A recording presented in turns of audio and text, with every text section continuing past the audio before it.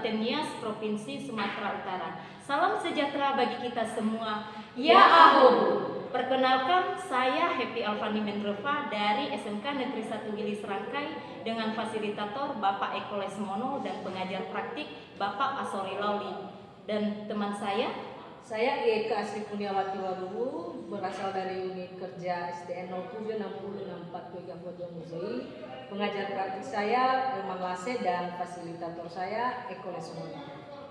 Baik, saya akan perkenalkan diri. Nama saya Rosmala Manalu. Saya berasal dari unit kerja SMK Negeri 1 Boto Musei, Kabupaten Nias.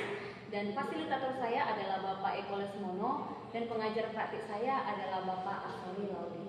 pada kesempatan ini kami akan melakukan praktik coaching menggunakan alur Tirta sebagai tugas demonstrasi kontekstual pada modul 2.3. Mari kita simak video berikut ini.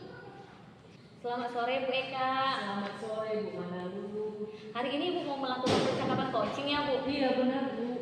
Oke baik Bu. Nah, sebelum kita melakukan percakapan coaching Bu, nah ada beberapa hal yang ingin saya sampaikan Bu terkait dengan coaching. Boleh Bu. Ini mengenai kompetensi inti yang harus Ibu pahami sebelumnya dalam melakukan praktik coaching. Nah, yang pertama itu Bu adalah kehadiran penuh ataupun presence. Kehadiran penuh ataupun presence ini adalah kemampuan Ibu untuk bisa hadir sepenuh hati secara utuh bagi si coaching. Nah, kemudian nanti penilaian kedua adalah kompetensi mendengarkan aktif.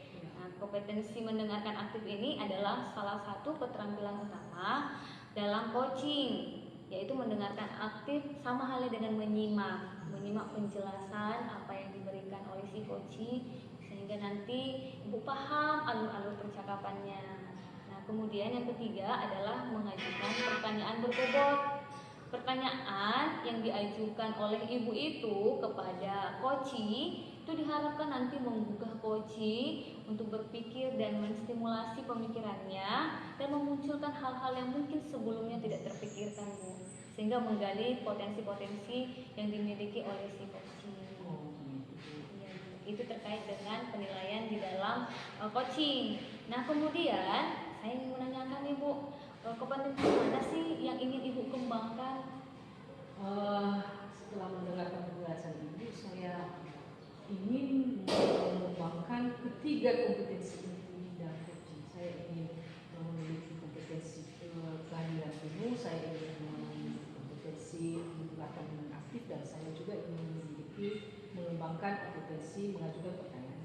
Oke, jadi Ibu mau mengembangkan ketiga kompetensi inti tersebut ya Bu. Oke, baik Bu. Nah, kemudian saya ingin menanya, bagian kompetensi inti mana sih Bu yang secara spesifik yang ingin saya observasi pada saat Ibu nanti praktik coaching? Menurut saya sih Bu ya, saya ingin diobservasi pada bagian kompetensi inti mengajukan pertanyaan, karena ini kunci daripada keberhasilan coaching itu sendiri. Pertanyaan berbobot ya Bu. Nah, kemudian indikator ketercapaian dari tujuan pengembangan yang Ibu inginkan. Indikatornya pasti saja dengan mengajukan pertanyaan Ibu ini pasti siapa yang menjadi coach saya yang akan menjadi coach saya akan memberikan, bisa mengeluarkan ilmunya, bisa mendapatkan solusi dari masalahnya, dan bisa mengembangkan potensinya sebagai solusi dari apa yang menjadi masalahnya.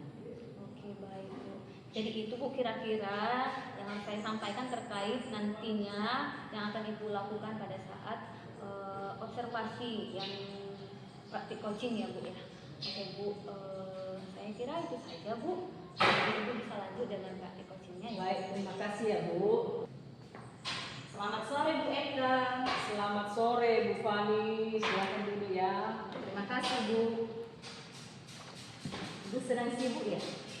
Wah, kebetulan barusan saja kerjaan saya selesai. Bagaimana Bu Fani kabarnya? Ya, puji Tuhan Bu, sehat. Tapi saya sedikit ada keluhan nih Bu. Biasa, terkait masalah pekerjaan lain. Kebetulan dalam proses belajar saya di kelas di mata pelajaran bahasa Inggris nih Bu, saya menemukan siswa-siswi saya itu kurang antusias belajar nih Bu. Jadi saya ingin Ibu membantu saya atau kita sharing-sharing bagaimana solusi kira-kira Bu tentang permasalahan saya ini. Oh, baiklah, kebetulan karena kerjaan saya kan sudah selesai, jadi saya punya waktu sedikit diskusi dengan Ibu, dan rasa-rasanya diskusi kita kali ini pasti menarik karena menyangkut permasalahan anak-anak Iya, di Bu. kelas. Menurut Ibu, setelah kita melaksanakan diskusi ini nanti apa tujuan yang hendak Ibu capai ke depan? Kalau tujuan sih Bu yang saya harapkan itu melalui diskusi ini nantinya saya bisa menemukan solusi ya Bu dari permasalahan yang saya hadapi sekarang ini. Tadi saya sudah mencatat poin-poin dari permasalahan dari Fani, dan sedikit saya ingin ketahui apa sih yang menjadi titik permasalahan dari Fani ini. Nah, selain itu apalagi Bu Fani, selain mendapatkan solusi, mungkin ada lagi yang Ibu Fani harapkan dari diskusi kita kali ini? Selain itu juga Bu, yang saya harapkan adalah mudah-mudahan nanti solusi yang saya dapatkan di sini bisa saya tindak lanjuti kemudian sehingga proses pembelajaran saya lebih baik lagi. Begitu, baiklah Bu Fani. Sekarang coba Ibu ceritakan bagaimana kondisi atau perasaan yang Ibu rasakan saat ini ketika terkait dengan pembelajaran di kelas bahasa Inggris yang di kelas yang Ibu ampu saat ini. Sekarang ini Bu, kendala yang saya hadapi di mata pelajaran bahasa Inggris itu saya perhatikan murid tidak antusias belajar. Terbukti setiap kali saya meminta mereka menerjemahkan misalnya kosakata, kalimat ataupun teks, mereka itu cenderung tidak menerima kamus Bu. Mereka terlihat apatis dan ingin bermain-main saja dengan teman-temannya. Jadi hal ini berdampak sekali ya Bu terhadap capaian belajar murid, di mana mereka ini rata-rata nilainya berada di bawah KKM. Oh, jadi keadaan ini membuat Bu Fani agak sedikit kurang nyaman ya. Iya Bu. Dalam menghadapi perilaku murid-murid Ibu ini di kelas.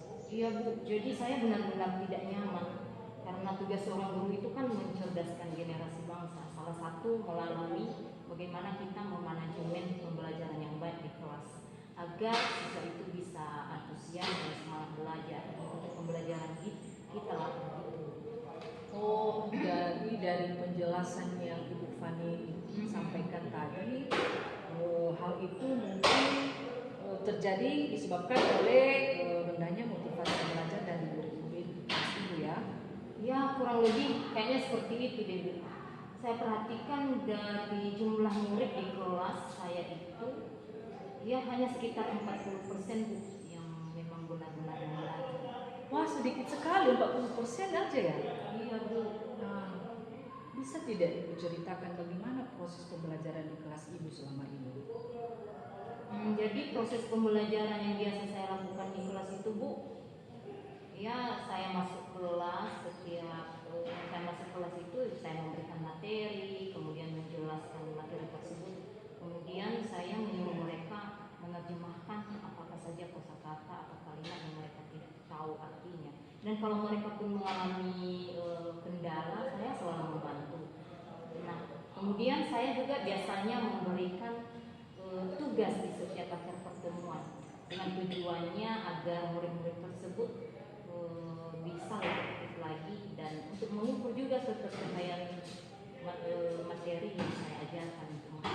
Oh, tadi saya dengar bahwa Bu Fani memberikan materi dan menjelaskan. Lalu saya juga mau tahu bagaimana kira-kira respon daripada anak didik Ibu di kelas setelah mendengarkan materi dari yang Ibu sampaikan. Dari yang saya lakukan pengamatan saya sih Bu, saya perhatikan ya Bu, anak-anak di kelas saya itu tidak tertarik dengan pembelajaran yang saya berikan sama mereka di kelas. Ya, sepertinya mereka itu kelihatan bosan dengan pelajaran saya atau penjelasan saya. Nah, baik, kalau itu tadi mengenai bagaimana proses pembelajaran di kelas ya. Kebanyakan anak-anak itu merasa bosan. Sekarang bagaimana teknik pemberian tugas yang Ibu lakukan selama ini? Maksudnya jadwal penugasan yang Ibu berikan selama ini bagaimana? Kalau tugas sih Bu, biasanya setiap akhir pertemuan saya selalu memberikan tugas Bu. Itu artinya saya ingin anak-anak saya di kelas itu belajar lebih aktif lagi. Ketika sampai rumah mereka selalu berusaha untuk mempelajari materi tersebut kembali dengan penugasan-penugasan itu. Kemudian ya untuk mengukur juga sejauh mana pemahaman mereka terhadap materi yang saya sampaikan di kelas mereka. Begitu. Oke, baik. Kalau menurut saya sih apa yang Ibu jabarkan tadi, mulai dari menjelaskan materi dan pemberian tugas, saya rasa sudah cukup baik, sudah umum kita lakukan itu. Tapi kenapa muncul masalah anak-anak tidak bersemangat dalam belajar? Nah, dari sana tentu Ibu merasa anak-anak ada rasa jenuhnya dan bosan, ya kan Bu? Iya benar banget sih Bu, kira-kira begitu. Oke, nah jadi Ibu Fani kan sudah tahu apa nih yang menjadi penyebab dari anak-anak tidak antusias dalam belajar selama ini, dan dikarenakan cara penyampaian materi yang mungkin kurang menarik dirasa oleh para siswa itu sendiri, dan juga dalam teknik penugasan ini yang membuat anak-anak jenuh. Begitu kira-kira ya Bu? Ya iya Bu, jadi menurut saya mungkin karena teknik penyampaian materi pembelajaran dan tugas-tugas yang terlalu banyak membuat anak-anak itu tidak tertarik belajar. Wah, saya sudah dapat nih poinnya Bu. Yang dari yang sudah saya catat di sini bahwa penyampaian Fani mungkin metode pembelajarannya terkesan kurang menarik bagi anak-anak, dan tugas-tugas itu terkadang menjenuhkan bagi si anak. Fani tentu sudah tahu ya, sudah ketemu ini bagaimana, apa ini penyebab masalahnya. Sekarang bagaimana nih kira-kira solusi yang akan Ibu Fani ambil seterusnya? Nah, untuk kedepannya sih Bu, mungkin untuk metode pembelajarannya saya coba untuk menerapkan model pembelajaran yang membuat siswa lebih aktif lagi ya Bu di kelas. Dan saya sebagai guru itu bukan hanya pekerjaannya menjelaskan materi saja di kelas. Nah, untuk teknik pemberian tugas, saya pikir janganlah di setiap akhir pertemuan diberikan tugas, karena saya perhatikan anak-anak juga yang bosan dan merasa terbebani dengan tugas yang terlalu banyak. Keren, ini bagus solusinya. Kayaknya Bu Fani untuk model pembelajaran ini yang biasa Ibu Fani terapkan agar memberikan minat kepada anak-anak kita. Kemudian proses pembelajarannya tinggal Ibu Fani terapkan saja di dalam proses belajarnya, begitu kan Bu Fani? Iya benar banget Bu, artinya kita sebagai guru itu sebagai fasilitator dan anak-anak lah di kelas yang menjadi pusat pembelajaran. Wah, keren banget kalau seperti ini ya Bu. Untuk penugasan tadi saya dengar Ibu Fani akan memberikan penugasan setelah selesai kompetensi dasarnya tercapai, begitu kan Bu? Ya kira-kira begitu Bu. Saya kira melalui model pembelajaran yang membuat murid itu aktif, jadi saya pikir kita sudah mengetahui apakah anak-anak itu sudah memahami pelajaran dengan keterlibatannya di setiap proses pembelajaran. Nah, saya pikir untuk tugas nanti saya akan coba ubah, jadi saya kasih nanti di setiap KKD supaya anak-anak itu tidak terlalu terbebani. Wah, saya setuju sekali dengan Bu Fani. Artinya bahwa pembelajaran yang Ibu lakukan ini mengarah pada pembelajaran yang berpihak pada murid ya Bu. Ya, kira-kira begitu Bu. Nah, dari diskusi kita tadi ya, Bu Fani, bisa Ibu ulang kembali apa itu langkah-langkah yang akan Ibu Fani lakukan berikutnya? Nah, yang saya lakukan Bu berikutnya, terutama saya berefleksi dulu ya Bu. Artinya dari proses pembelajaran yang telah saya lakukan dan hal-hal yang kurang baik dan kurangnya saya di mana, dan dari hal itu saya coba perbaiki semua pembelajaran saya di kelas dan agar lebih baik lagi nanti sehingga anak-anak lebih antusias dan semangat belajar lagi. Oh, jadi seperti itu ya Bu, hal-hal yang akan Ibu Fani lakukan ke depannya. Nah, sekarang kita bicara mengenai komitmen. Komitmen apa yang Ibu Fani lakukan ke depannya untuk menjalankan semua rencana yang telah kita susun ini? Komitmen saya ke depannya tentu saya selalu koreksi diri untuk menghadapi anak-anak zaman sekarang dalam hal belajar ya Bu. Selalu meningkatkan pembelajaran yang lebih baik agar anak-anak tertarik dan tidak bosan dengan pembelajaran yang kita sampaikan di kelas. Komitmen yang luar biasa ya Bu. Merefleksikan diri itu menjadi keharusan bagi kita sebagai seorang guru. Artinya jangan selalu menyalahkan murid dulu. Kita lihat dulu diri kita sebelumnya. Jadi selama beberapa menit kita diskusi ini luar biasa sekali Bu Fani. Bu Fani sudah ketemu dengan penyebabnya, sudah mendapatkan solusi, dan bahkan sudah merancang apa yang menjadi rencana ke depan dan sudah berani untuk berkomitmen. Jadi kira-kira gimana nih perasaan Ibu Fani sekarang? Jadi sekarang saya baru sedikit lega ya Bu, karena dari masalah yang saya alami itu, jadi bukan untuk mencari jawaban, tapi untuk memancing bagaimana caranya saya memecahkan masalah saya sendiri. Saya senang bisa sharing dengan Ibu dan kedepannya saya harus seperti ini lagi. Oke, luar biasa. Saya juga banyak belajar dari pengalaman kita hari ini. Tetap semangat dan kita sebagai guru harus tetap saling membantu. Luar biasa. Mungkin ada lagi yang mau Ibu sampaikan kepada saya? Sepertinya Bu, itu saja Bu. Terima kasih banyak Bu sudah membantu saya ya Bu untuk menyelesaikan dan mencari solusi terhadap permasalahan saya ini. Luar biasa Bu, terima kasih. Sama-sama Bu Fani, mari tetap kita berkolaborasi dan meningkatkan kualitas kita sebagai guru. Terima kasih Bu Fani. Terima kasih Bu, sama-sama ya Bu. Saya izin dulu ya Bu. Ya silakan Bu.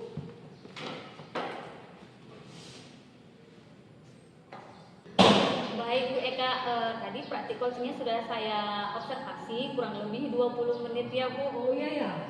Nggak terasa ya Bu, nggak terasa. Oke Bu.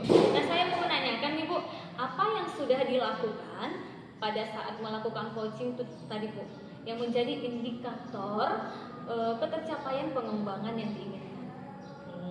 Yang pertama Bu, saya rasa ya saya sudah berusaha untuk hadir sepenuhnya pada saat itu. Kemudian saya juga mendengarkan dengan aktif, menyimak, dan mudah-mudahan saya sudah mengajukan pertanyaan. Jadi ketiga-tiganya sudah Ibu lakukan pada saat praktik coaching tersebut ya Bu. Oke Bu, ini saya mau menyampaikan catatan hasil observasi saya pada saat Ibu praktik coaching tadi ya Bu. Oke, dari ketiga kompetensi inti coaching, baik itu kehadiran penuh, mendengarkan aktif, maupun mengajukan pertanyaan berbobot, saya nilai semua Ibu tadi sudah melakukannya. Oke, dan kemudian Ibu juga sudah melakukan praktik coaching itu menurut alur kita, sehingga praktik coaching yang tadi saya perhatikan itu sudah sepenuhnya bagus dan berjalan dengan lancar, sehingga saya perhatikan juga coaching itu merasa puas dengan